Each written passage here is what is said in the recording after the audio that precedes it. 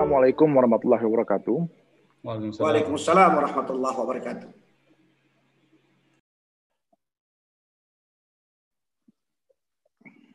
Alhamdulillahu bimannihi wa ifdalih wa yudafi'u niqamahu bi'izzihi wa jalalih wa yukafi'u mazidahu bihusni fi'alih wassalatu wassalamu ala sayyidina Muhammadin wa alihi wa sahbihi wa tabi'ihi fi aqwalih wa af'alih ma damal maula yatafaddalu ala abidihi binawalih amma ba'd.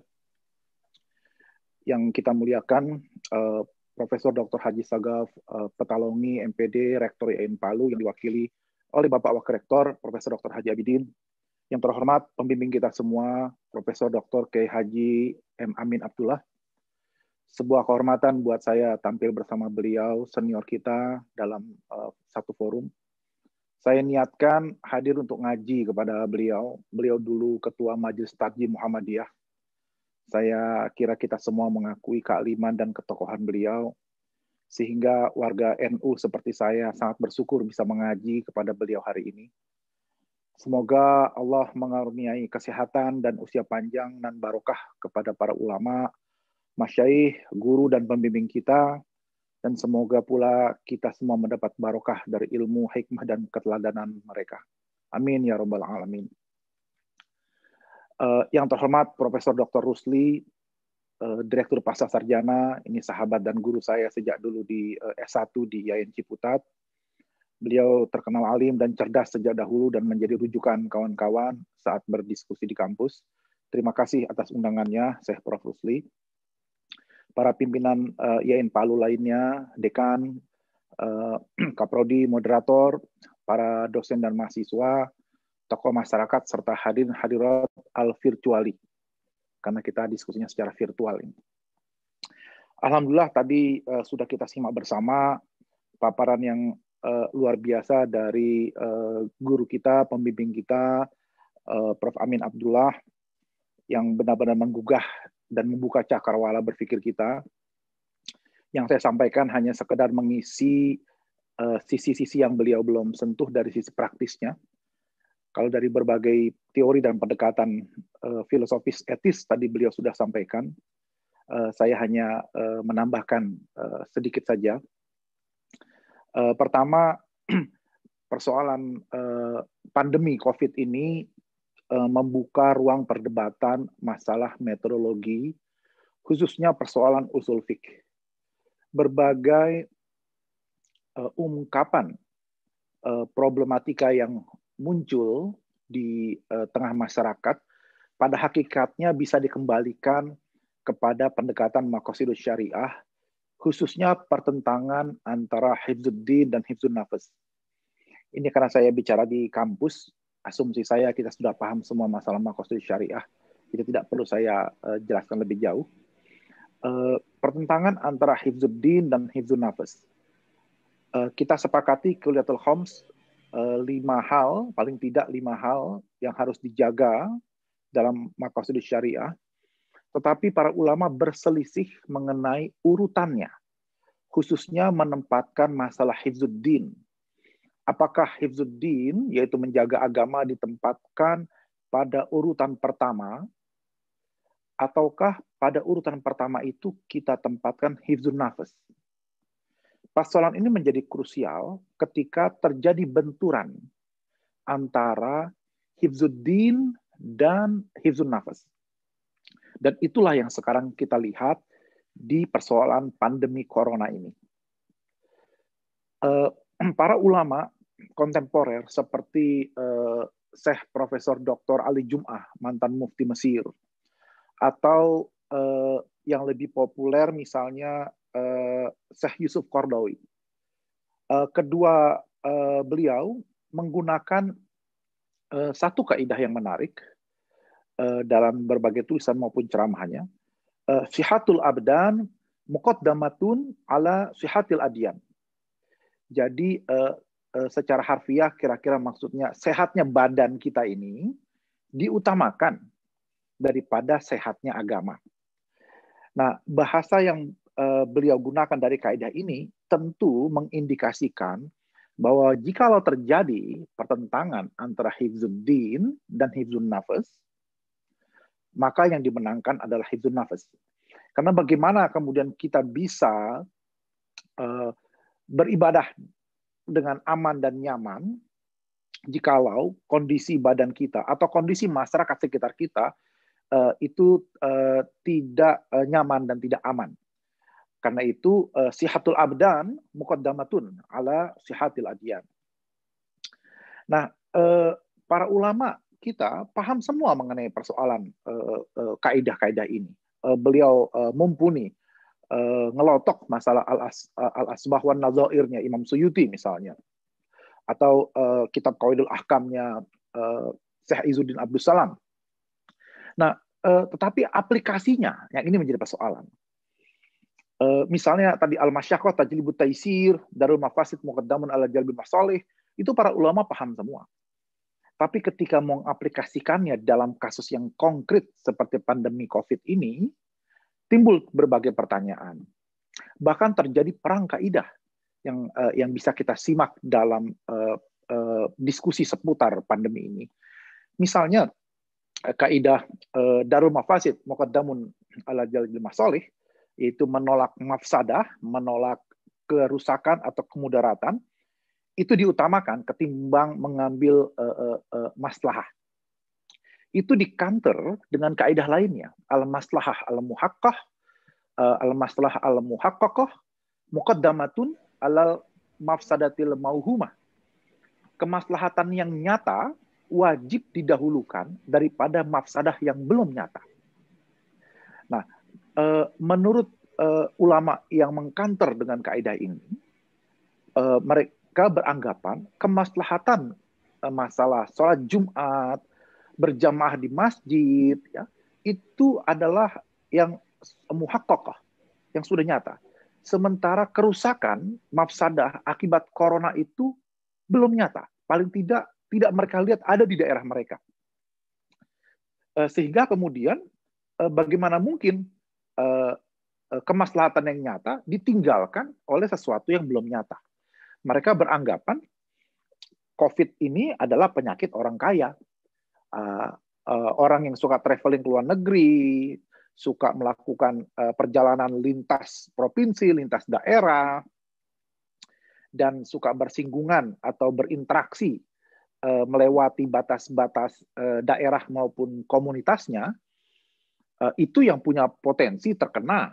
Sementara kalau mereka yang tiap hari hanya berangkat dari rumah ke sawah, setelah itu pulang ke masjid, gitu ya, paling-paling kemudian jarang ke pasar, cukup tinggal ambil sayur mayur di kebun di belakang rumah, misalnya. Apakah ini juga harus lockdown? Apakah ini juga harus tinggal di rumah? Sementara mereka tidak melihat mafsadah yang nyata, gitu ya, di sekitar mereka. Nah, ini yang menjadi menarik dalam wacana diskusi kita pada hari ini. Benarkah mafsadah corona itu belum nyata? Siapa yang berhak menentukan status mafsadah corona tersebut? Nah, sehingga berbagai persoalan mengenai COVID ini, kita bisa kembalikan kepada persoalan-persoalan kaidah tadi, yang kemudian dalam tataran fikih praktis, itu menyasar kepada sejumlah area, baik masalah fikih ibadah, tadi sudah dicontohkan oleh guru kita, Prof. Amin Abdullah, masalah wudhu dan virus, soal penguburan jenazah, dan juga contoh-contoh dari Bapak Wakil Rektor maupun moderator tadi, termasuk menikah secara online tadi misalnya. Nah, yang semuanya bisa dikembalikan kepada perdebatan kaidah-kaidah tadi itu. Misalnya begini, para ulama dalam fikih siasah itu memiliki kaidah hukmul hakim ilzamun wa yarfa'ul khilaf. Artinya terlepas dari para ulama tadi mau pakai kaidah yang mana, perang kaidah tadi, ya, tapi ketika kemudian ulil amri sudah memberikan keputusan, maka ini sudah ilzamun, sudah mengikat wa yarfa'ul khilaf, dan menghilangkan perbedaan pendapat. Jadi sudah legally binding istilah hukumnya begitu. Sudah mengikat secara hukum. Tapi ternyata masih dipertanyakan juga dalam aplikasinya di lapangan.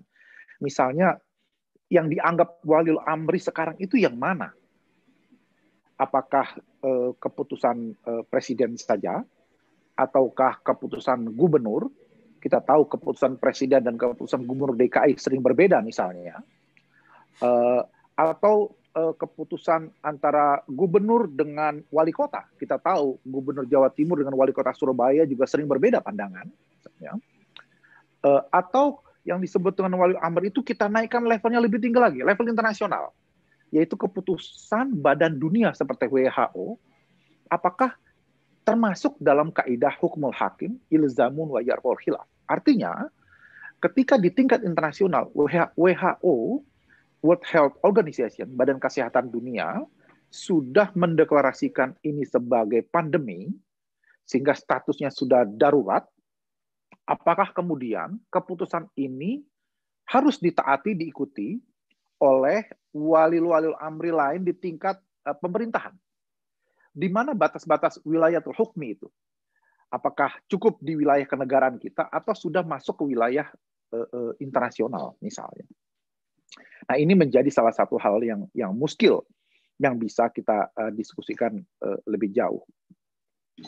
Nah, masalah penguburan jenazah tadi yang sempat disinggung secara kultural, secara tradisi oleh guru kita, Prof. Amin Abdullah, di lapangan juga berkenaan dengan rumitnya persoalan tes COVID ini.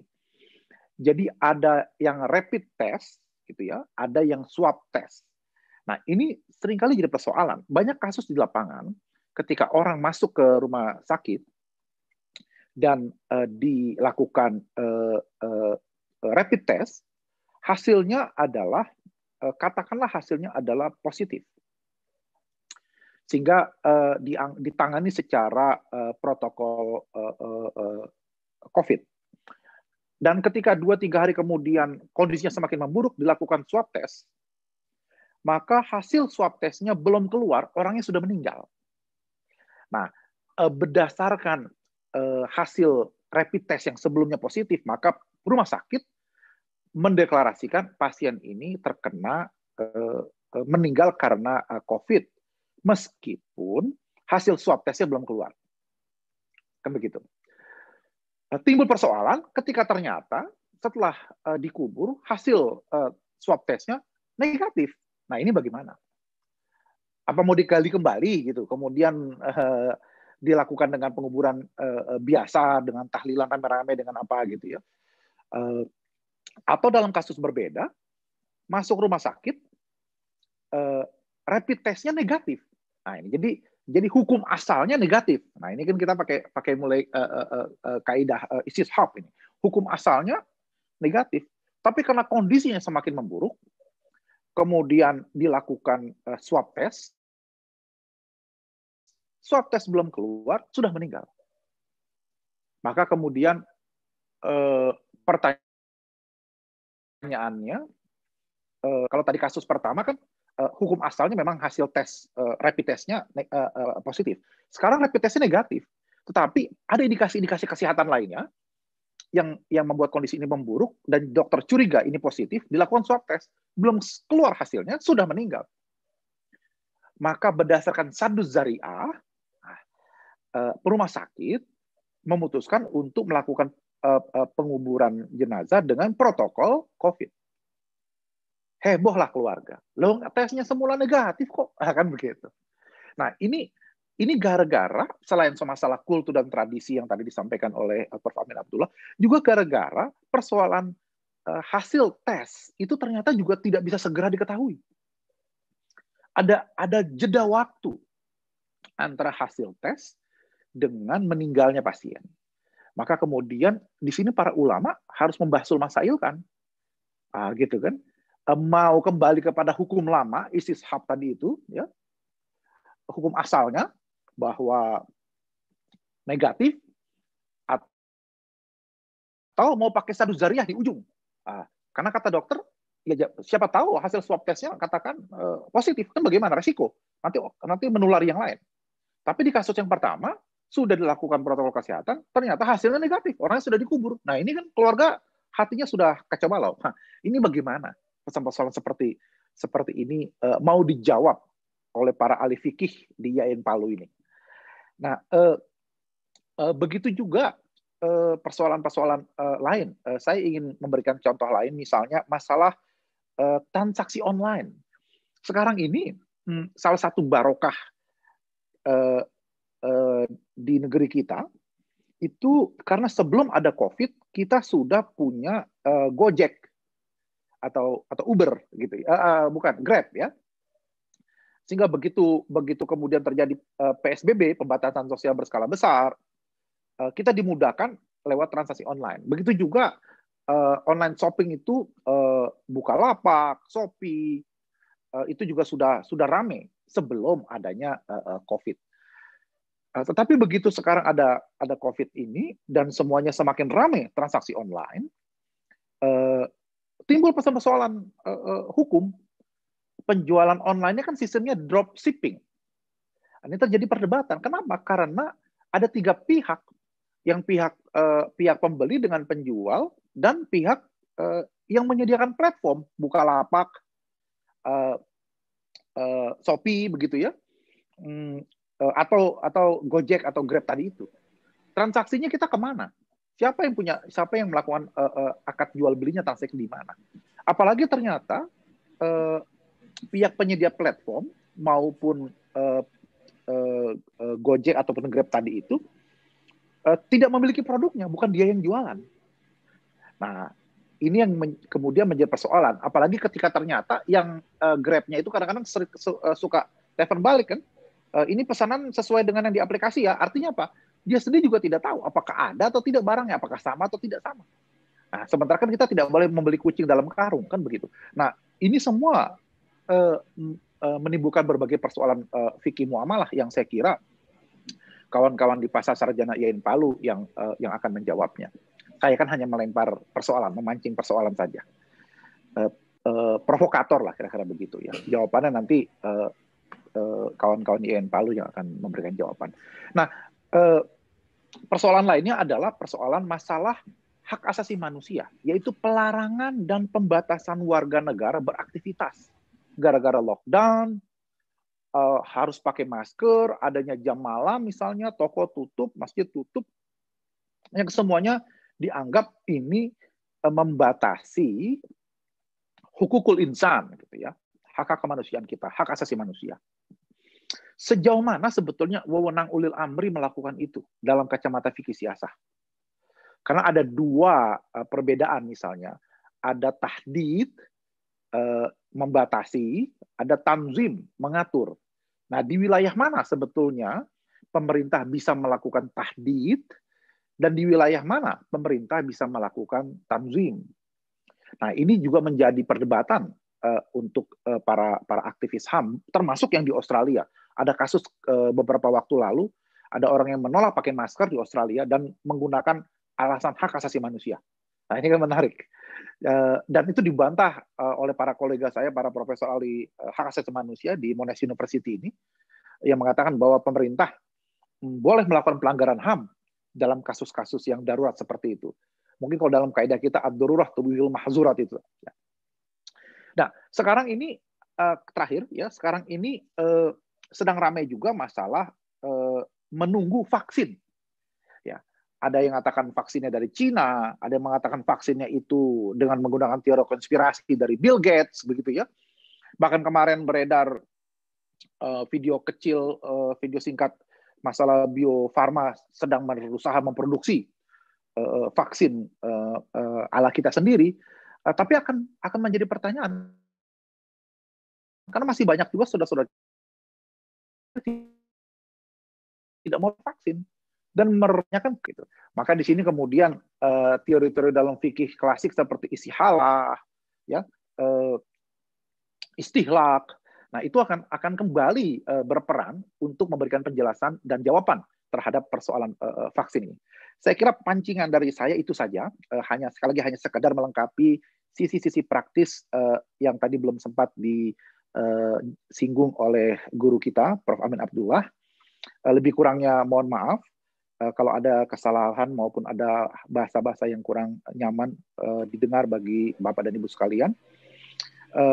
Subhanak la ilma lana illa ma 'allamtana innaka antal alimul hakim. Maha suci Engkau ya Rabb, sungguh kami tidak punya ilmu apapun kecuali apa-apa yang telah Engkau ajarkan kepada kami. Wallahul muwaffiq ila aqwamit thoriq. Assalamualaikum warahmatullahi wabarakatuh.